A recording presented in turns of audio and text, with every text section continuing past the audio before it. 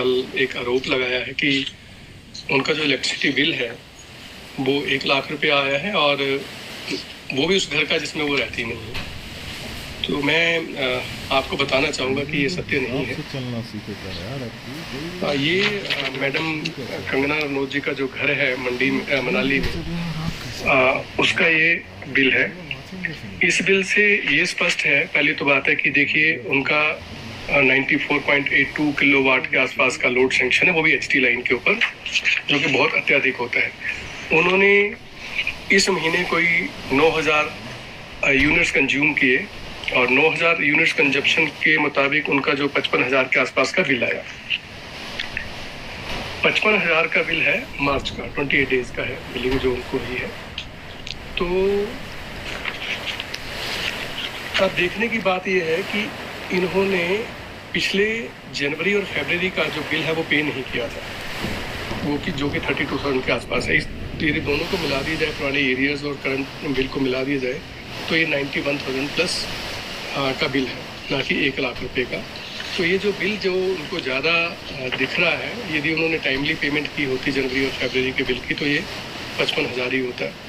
और ये कहना कि घर में वो नहीं रहती हैं, तो मैं समझता हूँ कि पावर जहाँ कंज्यूम होती है वहीं पर मीटर होती है, और ये एचटी लाइन के ऊपर उनका कनेक्शन है। तो कोई भी किसी भी तरह की जो है वो इलेक्ट्रिसिटी बोर्ड के एंड पे गलती नहीं है।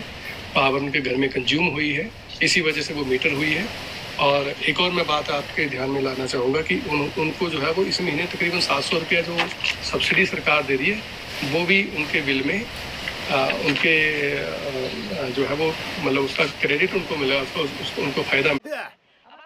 कितनी ऐसी व्यवस्थाएं हैं जो देश को जो है आपको एक बात कितनी अविश्वसनीय ये बात है कि कोई चीज इस देश में कानून से बढ़ के हो सकती है, जिसमें कानून ही नहीं है, उसको बिल्कुल इम्यूनिटी मिली हुई है। तो इस तरह से गैर कानूनी जो है वो काम में इंदर जो दीमक बनी हुई है ऐसी। मैं कह रही हूँ देखिए, ये जो सब चीजों को कहीं ना कहीं पूरे देश की, चाहे वो स्वच्छता आंदोलन हो, चाहे वो करप्शन के अगेंस्ट हो, चाहे वो गंदगी के अगेंस्ट हो, ये हमारे प्रधानमंत्री नरेंद्र मोदी जी के हिस्से में सब काम लिखे गए हैं। तो सारा देश जो है इस एक उन्मुक्त है कि इतना बड़ा, आप देखिए कि मतलब जितने देशों का एरिया नहीं होता है उतना एरिया जो है उस पर कब्जा किया हुआ है। और अब वो जो है पूरी रेगुलेटरी जो बॉडीज हो गई, चाहे वो डीसी हो गए, कलेक्टर हो गए, वो जो है उन चीज़ों को जो है देख रेख करेंगे सरकार के उसमें। और सबसे बड़ी बात जो है, अगर कोई भी उनपे उन्होंने गैर कानूनी काम अगर वो करेंगे तो वो कानूनी व्यवस्थाएं जो उनको पूछ सकती है। इससे पहले देखिए क्या हालत थी देश की। देश ये देख रहा है, समझ रहा है कि चाहे वो कश्मीर हो, चाहे वो अरुणाचल हो, हिमाचल प्रदेश हो, या कोई भी जो काम कितने सालों से रुके हुए थे, वो प्रधानमंत्री नरेंद्र मोदी जी को इस देश के लिए कर रहे हैं।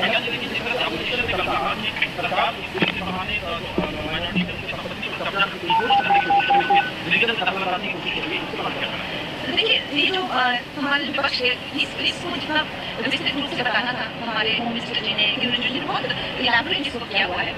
मुझे तो लगता है और ज़्यादा इलैबोरेट करने की जरूरत है। लेकिन मोटा मोटा बात यही है कि कोई भी व्यक्ति, कोई भी संस्था, कोई भी धार्मिक संगठन जो है वो कानून से, संविधान से ऊपर नहीं है। ये जो बिल है, अगर मोटा मोटा इसका मैं कहूँ कि क्या इसकी बॉटम लाइन यही है कि वो इस देश के संविधान से ऊपर कोई भी नहीं है। तो ये हमें आज सौभाग्य प्राप्त हुआ है, एक निमक की तरह जो एक करप्शन जो खा गई, देश को खा रहा था, अब हमारा देश इससे